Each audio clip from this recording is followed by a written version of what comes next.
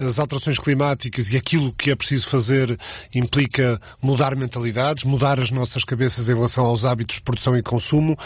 Pergunto a Tiago Pereira, vogal da Direção da Ordem dos Psicólogos Portugueses, o que é preciso fazer para convencer as pessoas a mudar de hábitos? Bom dia. Muito bom dia, Ricardo Alexandre, e bom dia a todas as pessoas que nos ouvem. Antes de mais, e saudando esta iniciativa, é importante que façamos isto que estamos aqui a fazer hoje, ou seja, que possamos discutir este tema, que possamos tornar saliente enquanto uma grande preocupação global que existe e que o possamos discutir numa perspectiva daquilo que são, os incentivos que se colocam às nossas mudanças de comportamento. Fomos aqui ouvindo alguns, mas também os obstáculos e as dificuldades que elas se colocam. Como qualquer grande desafio societal mais global, que envolve uma dimensão do comportamento das pessoas e daquilo que determina o comportamento e daquilo que determina aquilo que é a nossa tomada de decisão acerca do nosso comportamento, a mudança é sempre um processo complexo e difícil. E por isso é tão importante que nós também compreendamos quais são os fatores que podem estar a condicionar que essa mudança não aconteça, e é por isso também que, a Ordem dos Psicólogos Portugueses tem procurado contribuir para aquilo que é o trabalho da ciência psicológica e das psicólogas e dos psicólogos nestas matérias,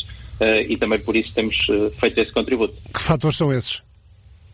Bom, os fatores são muito diversos. Nós organizamos em novembro de 2019 uma primeira cimeira internacional, uma summit com a Associação Americana de Psicologia em Portugal, que reuniu mais de 50 organizações de psicologia dos 5 continentes, que representam mais de 1 milhão de psicólogos, e nas conclusões, na declaração que se fez, falou-se de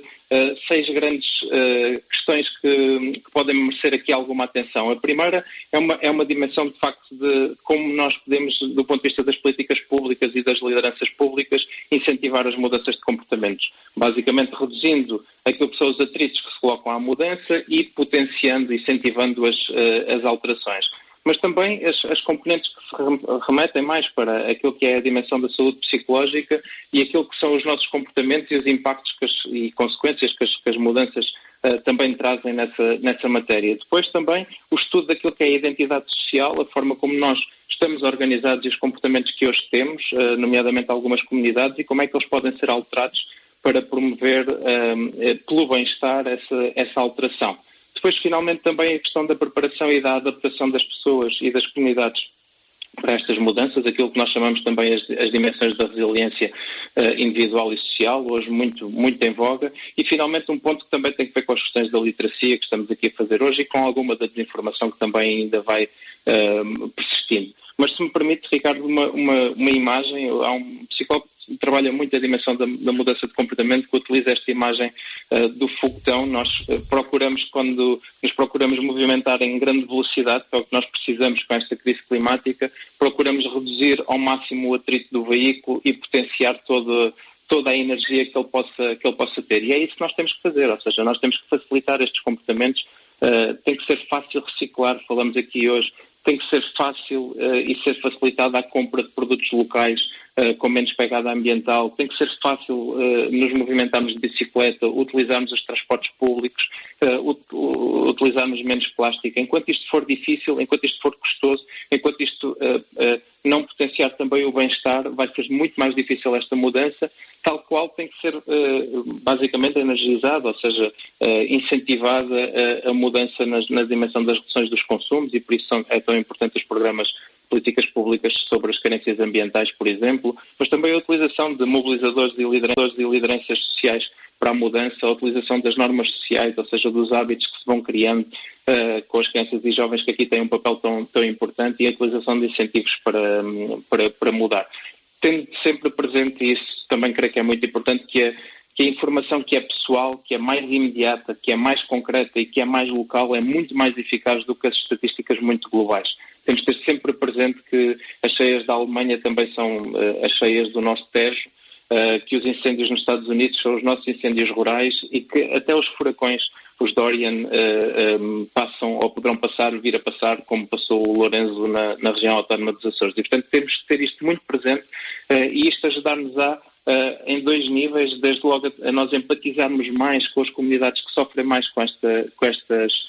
componentes e por isso podemos estar mais disponíveis para fazer algumas alterações e, além disso, utilizarmos aquilo que é do conhecimento que já existe de investigação e da ciência psicológica, que nos diz, por exemplo, que se nós tivermos uma informação sobre os nossos consumos de água e sobre os consumos dos agregados familiares à nossa volta, na nossa freguesia, e se nos for informado que nós estamos a consumir mais do que esses agregados, a nossa tendência será baixar e, portanto, a utilização destes estímulos do consumo mais consciente, de termos uma definição mais clara disso, ajudará com certeza à mudança que nós todos precisamos. Tiago Pereira, as comunidades que passam por estes fenómenos, seja nos Açores, na Madeira, no Tejo, em Pedrógão, na Alemanha,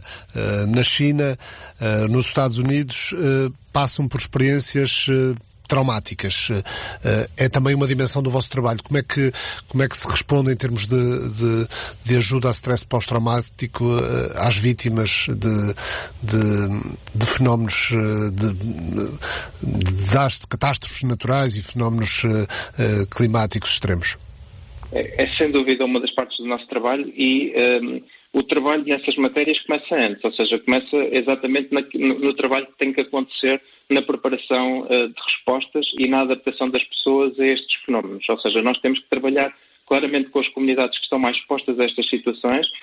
a terem mecanismos de atuação para estas situações e a estarem cada vez mais preparadas e mais adaptadas, tendo nós consciência que elas vão ser, infelizmente, cada vez mais frequentes. E, portanto, essa é uma primeira parte. Promover resiliência e promover e capacitar as respostas de primeira linha. Depois, efetivamente, quando as situações sucedem,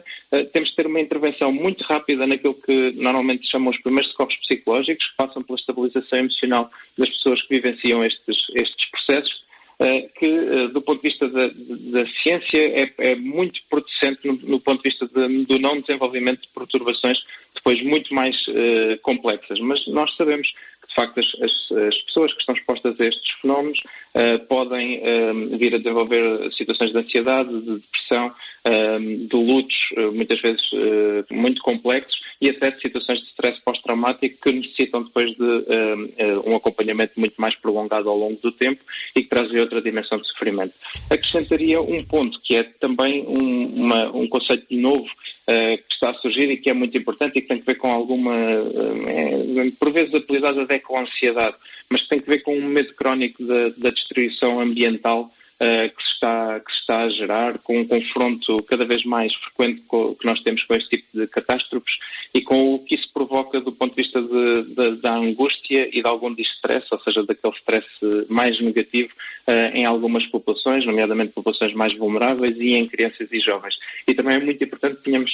a consciência de que isto existe e de que é um problema que impacta aquilo que é a qualidade de vida